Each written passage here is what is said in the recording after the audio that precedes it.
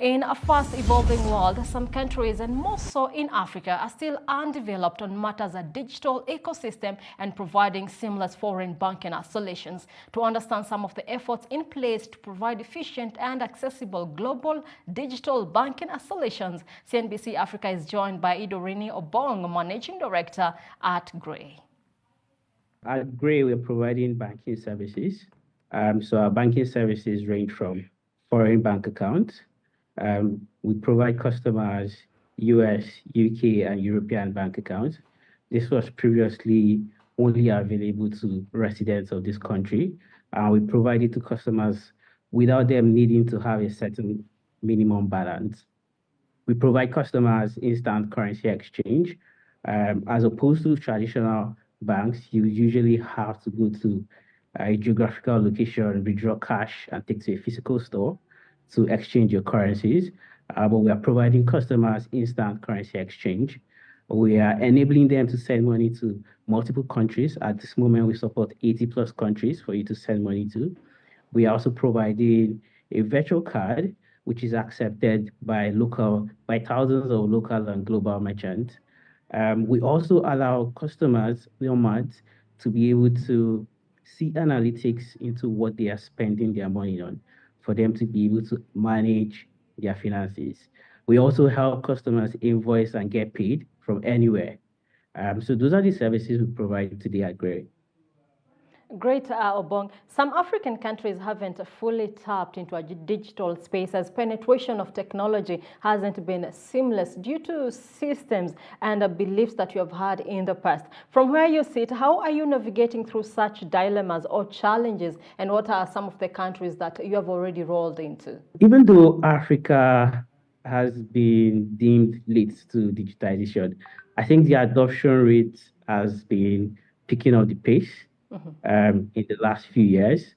If you look at the statistics from 2022, the percentage of Africans who had access to digital banking sat around 48%. If you compare that to the global average of 66%, you would see that Africa is getting somewhere. If you also compare this to 10 years prior to 2022, which was 2012, these figures stood around 23%. So there's been a lot of growth, a lot of high adoption of technology in Africa.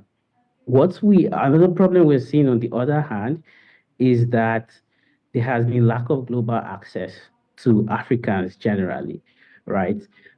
We have a young population, large workforce, who want to work and live anywhere. And we notice that these people don't have access to global solutions, and from payments and to other verticals. And so we're helping bridging this gap also here at Gray, because that's one of our vision. Our vision is to make globalization work for everyone.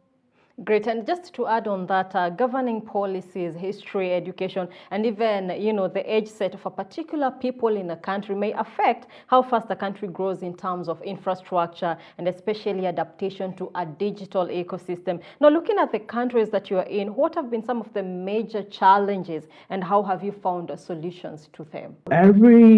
We support sign-ups from multiple countries, over 80+ countries, and with every country come its market intricacies, its different payment systems. I think that's been one of the major challenges, that payment systems don't work the same way in every country. For some, mobile money has the highest penetration. For some, bank accounts have the highest penetration. And so that's been one of the difficult things or toughest things we've had to navigate. But however, we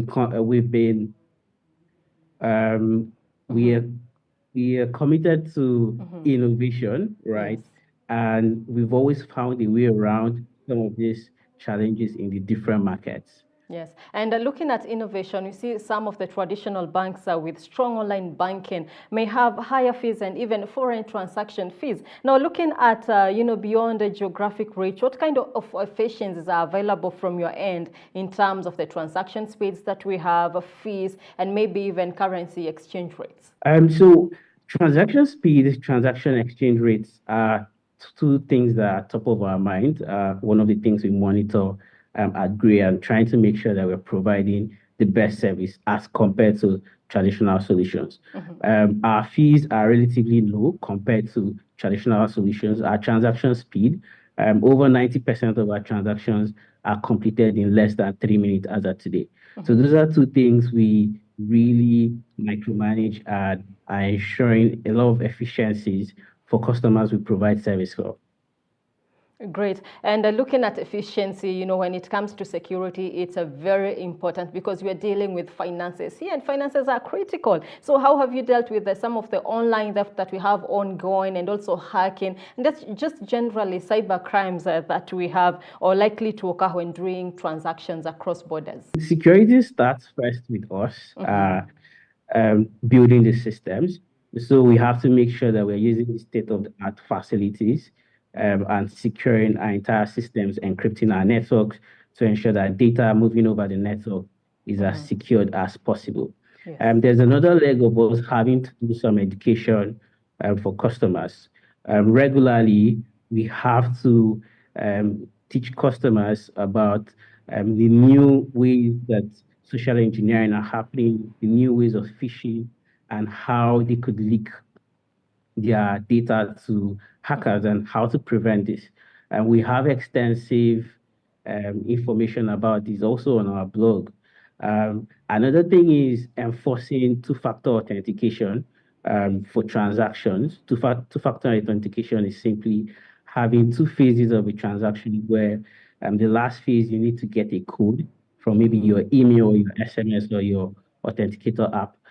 So these are ways that digital banks generally could also foster security within their systems. And now looking at the experience that you've had based on technology penetration and securities, can we say Africa will have a clear future, or will it still be a gray area? And what are some of the expansion plans that you have in place in Africa, if there are any whatsoever? Personally, I believe it's going to be a clear future. We've already seen a lot of high adoption of digital banking services over the last few years. Especially if you look at nomads today, they want to live anywhere, they want to work anywhere. They don't want to be limited to banking services that are stuck to one geographical location. They want to be able to travel anywhere and still bank without those limitations. Everyone wants to work and live freely, right? In terms of expansion plans, first of all, we're trying to roll out to multiple countries in the next few months. And also, based on feedback from our customers, we're building new solutions at Gray. And we're rolling them out pretty soon as well before the quarter runs out and beyond.